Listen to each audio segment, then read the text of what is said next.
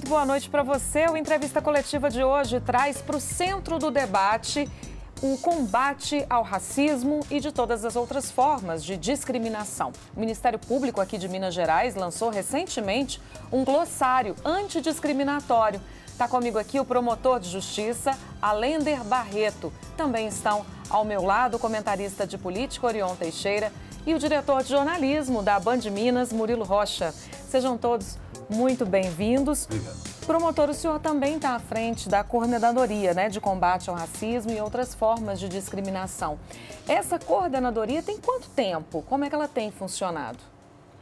Em primeiro lugar, eu queria agradecer, Elisângela, o convite, cumprimentar o Orion e o Murilo, todas as telespectadoras e telespectadores, convite para falar de um tema tão importante, na sociedade. Elisângela, a coordenadoria ela é também uma novidade no Ministério Público de Minas Gerais. Ela foi criada por ato do Procurador-Geral de Justiça, Dr. Jaba Soares Júnior, em 2021, uma das novidades do mandato do Procurador-Geral. E ela tem como objetivo dar amparo técnico, jurídico às promotorias de todo o Estado, e fazer a articulação externa também com movimentos sociais e outros organismos de defesa dos direitos das minorias. Agora, doutora Alender, uma das novidades ou uma das iniciativas da sua coordenadoria é a criação de um glossário, de tanto questão de raça, questão LGBTQIA+, questão de capacitismo.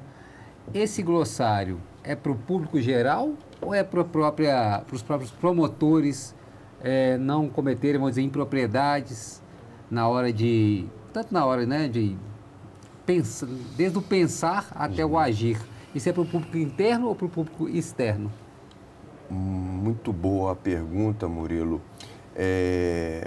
A princípio, quando a gente, no grupo de trabalho, que a gente tem 2 grupos de trabalho, antirracismo e anti-LGBTfobia dentro do Ministério Público, nas discussões em que fazíamos, de forma inicial, pensávamos num letramento interno.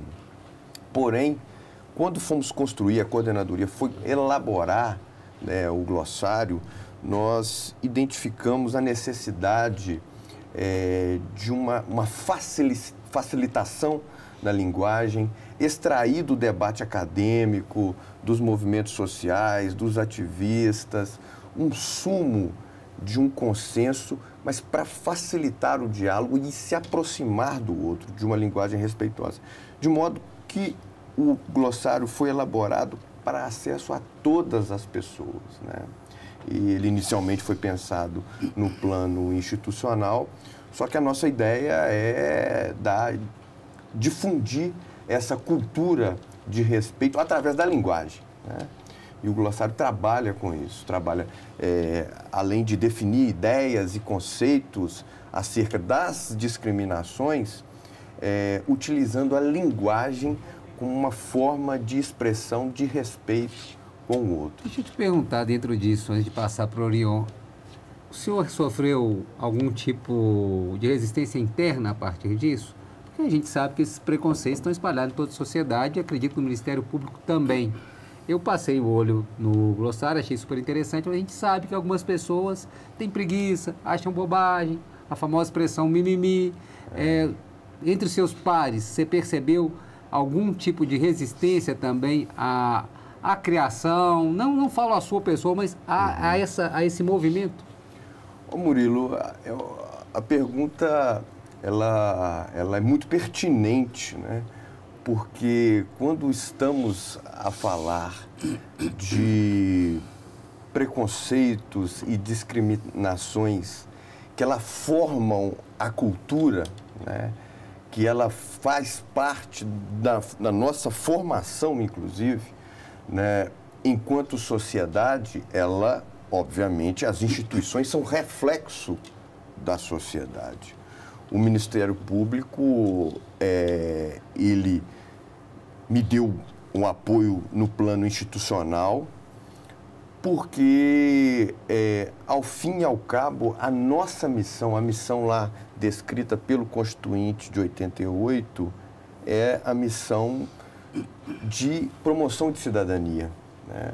O Ministério Público tem esse fundamento de promoção da cidadania na Carta de 88, que ela refunda o Ministério Público, né?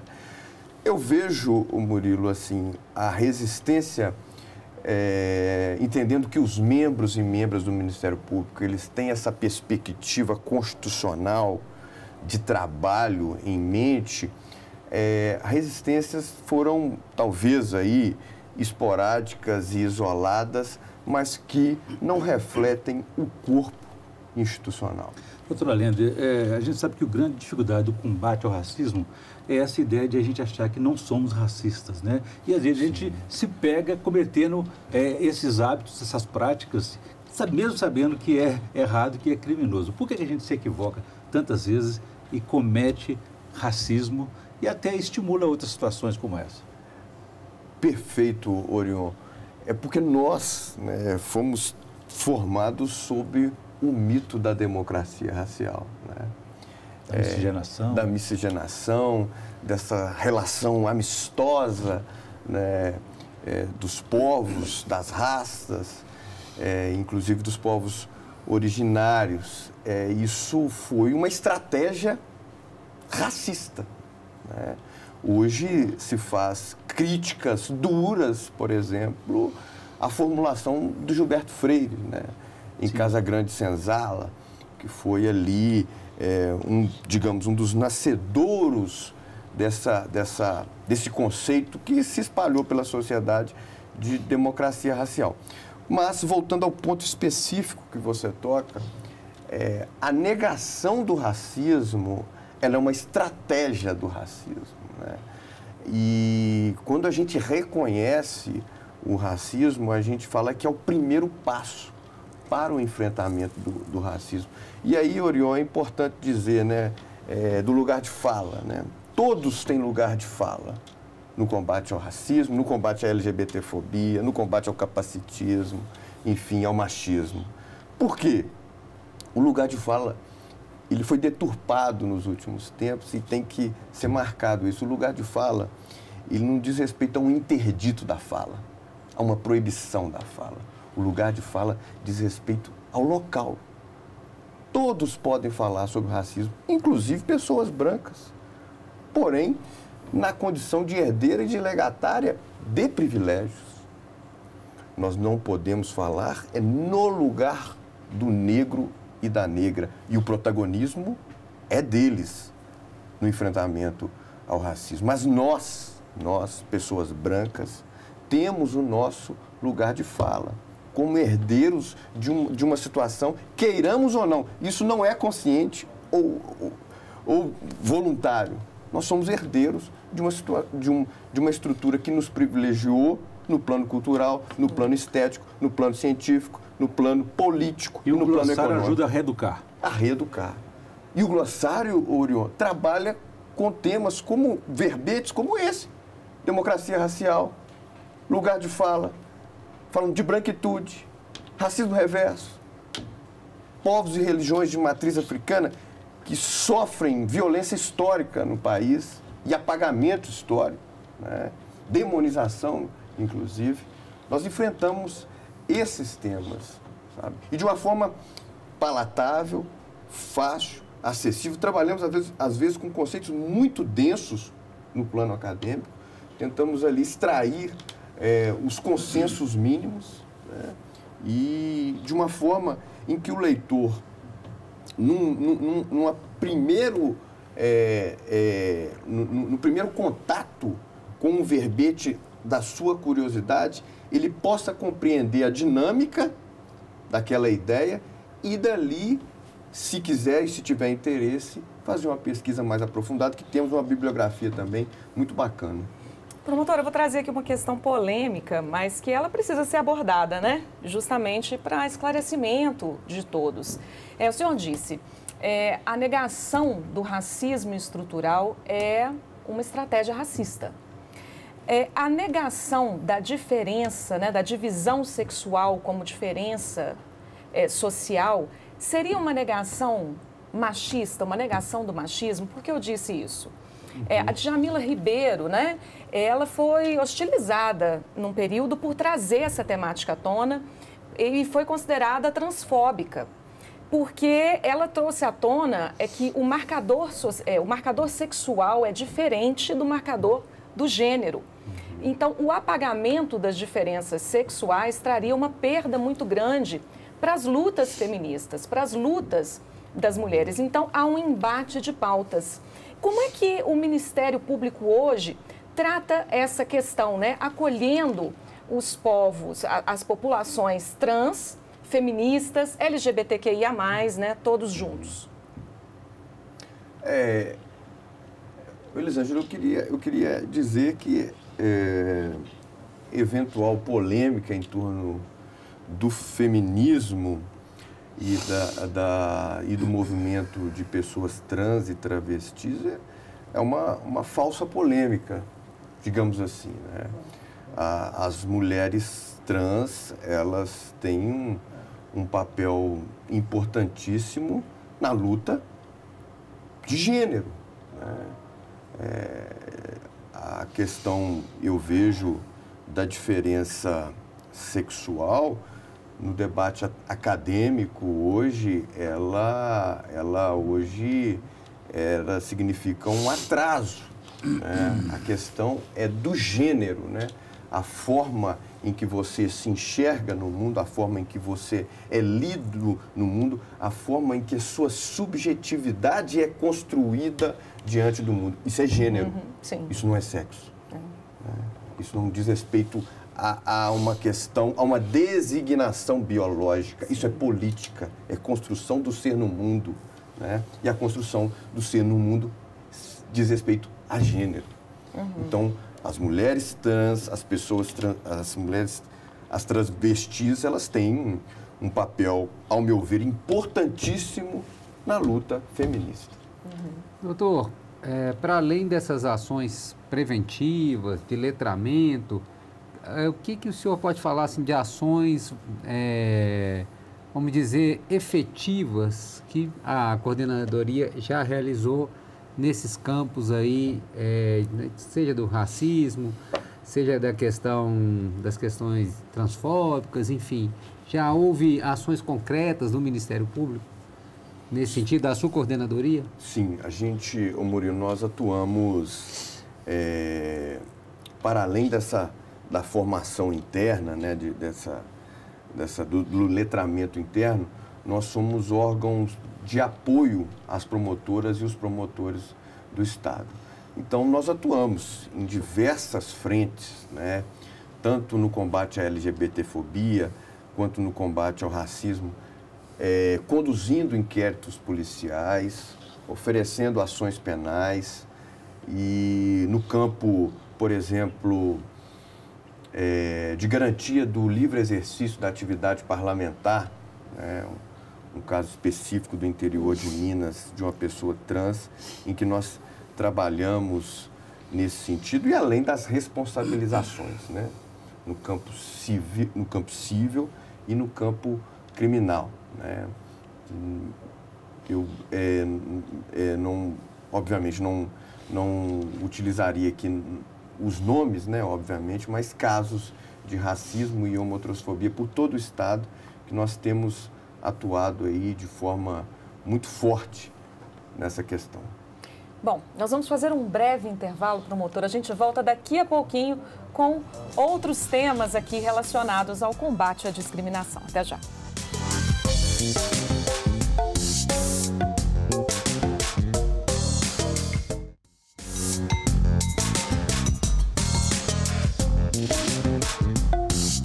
Estamos de volta hoje com o tema do combate ao racismo e também outras formas de discriminação. Orion Teixeira, vai abrir esse bloco, né, Orion? Doutora Leda, eu queria falar sobre essa classificação social, esse tratamento social dado às pessoas de acordo com a cor da pele delas, né? Já ouvi gente dizer que isso aí reforça a desigualdade, chamaram até de colorismo. É uma estratégia racista para dividir ainda mais aquelas pessoas que estão nesse grupo? Se é preto, se é pardo, se é... Enfim. Orion, segundo o Estatuto da Igualdade Racial, e segundo o padrão adotado pelo IBGE, né, negros são aquelas pessoas que se autodeclaram pardas ou pretas, né? Então, negro no Brasil, ele engloba a identificação com pardo ou preto. O colorismo, ele é um conceito, um estudo que tem sido trabalhado pelos movimentos sociais e pela academia, muito relevante no sentido de demonstrar que o racismo no Brasil, uma coisa é o reconhecimento de que a pessoa é negra, que é preto e pardo. A outra coisa é uma espécie de camadas de sofrimento, né, que o colorismo trabalha. E o colorismo demonstra que quanto mais negra a pessoa, quanto mais retinta a pele, mais dificuldade essa pessoa encontra no acesso ao trabalho ou eleva a possibilidade de abordagem policial, enfim, quanto mais retinta a pele, segundo os estudos coloristas, o sofrimento, ele impinge de forma mais grave. Discriminação maior. A discriminação maior. Porém, isso não significa dizer que a pessoa negra e que seja parda, que não seja retinta, ela não sofra racismo. Sofre racismo também, né? O colorismo não afasta o racismo estrutural, digamos assim. Perfeito. Promotor, eu queria saber como lidar porque ultimamente a gente é uma sociedade hoje onde todos filmam, o celular é usado, a gente vê insultos racistas no supermercado, insultos em relação à questão de gênero, né? Em todo lugar. E também temos acompanhado um grande número desses tipos de crimes cometidos pela justiça, pelo poder público, em audiências que agora são transmitidas, né? Às vezes mulheres vítimas de machismo, por juízes, enfim. Como enfrentar esse tipo de preconceito, discriminação e até crime quando o autor é o poder público? Ou é a própria justiça? É muito triste, né, Murilo? É muito lamentável, porque nós temos a obrigação, no caso, de dar exemplo e de enfrentar todas as discriminações e não propagar discriminações, né? Eu acho que o caso que você comenta, inclusive, gerou uma lei, né? Sim. Uma lei Mariana Ferrer, sim, não é isso? E que nós... gerou uma lei, só fazendo uma parte, mas o jornalista foi condenado por ter divulgado o caso, né? É uma coisa absurda, né? Lamentável, triste, e triste. Mas é isso, eu considero que quando o ato, digamos, discriminatório e abusivo parte de agentes públicos que têm obrigação de combater essas discriminações, eu considero isso de uma gravidade, de uma tristeza absurda. Promotor, hoje a gente tem, né, questões que são discutidas em redes sociais, assim, eu vou pedir para o senhor explicar um pouco para talvez as pessoas que se identifiquem um pouco com esse tipo de pensamento, né, que são aquelas falas do racismo reverso, ou do, eu sou um homem branco, hétero, de classe alta, eu sofro discriminação hoje, por que não se pode falar mais nada? Ótimo. Enfim, né, é muito complicado, né? Complicado. E é difícil as pessoas entenderem isso. Mas eu acho uma grande oportunidade que você me dá, Elisângela, para dizer que o racismo reverso ele não existe, né? Eu tenho dito o seguinte, eu poderia citar diversos pensadores, né, do pensamento social e racial brasileiro para dizer que o racismo reverso não existe, né? Poderia citar o próprio Silvio de Almeida, que é um grande pensador, poderia citar o Muniz Sodré, né, Guerreiro Ramos, Clóvis Moura, Abdias de Nascimento, enfim, uma gama de pensadores para dizer que o racismo reverso não existe. Mas eu tenho que falar, e o telespectador é importante que ele saiba, é que o racismo reverso hoje ele não existe por dispositivo legal. A partir de janeiro de 2013, com a Lei 14.532, sancionada em janeiro de 2023, neste ano, no artigo 20C, afasta por completo a possibilidade da justiça reconhecer o racismo reverso. Por que, Murilo? Qual que é o fundamento disso? Porque o racismo, ele parte de um pressuposto da racialização e da subalternização a partir da racialização. O racismo, ele parte de uma inferiorização, de uma estrutura estamental que coloca o outro num lugar menor na escala social, política e econômica. O branco, ele nunca esteve nessa condição. Portanto, dizer que existe racismo reverso no Brasil é uma impropriedade histórica, política e agora é legal, é uma impropriedade legal.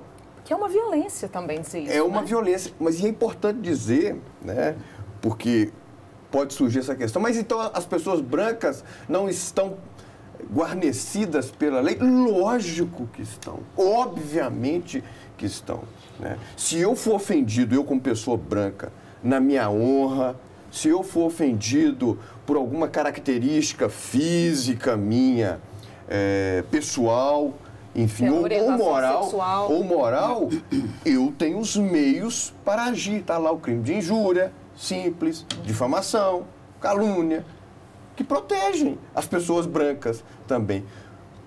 Porém, as pessoas brancas não sofrem racismo. Doutor Lênin, tem uma realidade muito cruel aí contra os negros, né? Porque mais de 70% dos pobres são pretos. Mais de 70% dos que estão presos são pretos. Mais de 70%, 80% dos meninos, adolescentes que estão em abrigos também são pretos. Enfim, o futuro está comprometido aí também, né? Por outro lado, nós temos nos espaços de poder, não existe uma presença e uma representatividade. Como ampliar isso? Essa participação, essa presença deles nos espaços de poder? Orion, a teórica que fala sobre a branquitude, Cida Bento, eu citei ela num artigo que eu escrevi ano passado, é que ela fala o seguinte: quando se existe um bônus social na vida brasileira, cargos de direção, empregabilidade, salário, quem está no topo do ranking são as pessoas brancas. Quando há o ônus social da vida, o topo do ranking são pessoas negras. Mortalidade infantil, mortalidade materna, analfabetismo, renda quer dizer, renda é em último, né? Mas quando há um ônus social, você falou de letalidade, né, de encarceramento, são as pessoas negras. Então, eu acho que esse raciocínio de número, de exibição de número e de dados, ele demonstra, Elisângela, de forma incontroversa o racismo no Brasil. Como mudar? Né? Eis a questão. Como mudar algo que estrutura a sociedade, né? Que não é algo isolado, não é algo pontual. É algo que estrutura as relações. As instituições têm se posicionado. Por exemplo, o Ministério Público de Minas Gerais, ele adota, e não sei se você sabe, o Estado de Minas não tem lei de cotas para acesso ao serviço público. Lamentavelmente. O Executivo. O Executivo não tem. O Ministério Público de Minas Gerais, o nosso concurso de promotores e servidores adota cotas de 20% para pessoas negras desde 2018, né? Regulamentação do Conselho Nacional do Ministério Público. Judiciário também. Judiciário também, pelo CNJ. E, Orion, e o que acontece? É o seguinte, eu faço parte do grupo de trabalho lá do Conselho Nacional do Ministério Público de Promoção da Igualdade Étnico-Racial, em Brasília. E eu estive, no ano de 2023, no debate em Brasília, e nós lançamos, é uma novidade importante, o Censo Étnico-Racial do Ministério Público brasileiro, né? Que identifica, né, o que nós sabíamos, e você, como conhece bem a nossa instituição, sabia também, a olhos vistos, né, agora está registrado em número numa pesquisa feita CNMP com o IPEA, que demonstra que cerca de 86% das promotoras e dos promotores de justiça do Brasil são pessoas brancas. E nós temos que viver e conviver com essa controvérsia, né? De sermos uma instituição de promoção da cidadania, né? Uma instituição que lá, definida pelo Constituinte de 88 como a garantidora da democracia e dos interesses sociais, sendo que ele não representa a sociedade. Não representa um longo caminho que eu acredito que estamos dando alguns passos. Ainda não o suficiente, mas estamos caminhando. Que bom, que a gente continue assim, né, promotor? Muito obrigada mais uma vez pela participação do senhor aqui com a gente. A você aí de casa também, muito obrigada pela audiência. O Entrevista Coletiva de hoje fica por aqui. Uma ótima noite para todos vocês. Fique agora com o Jornal da Band.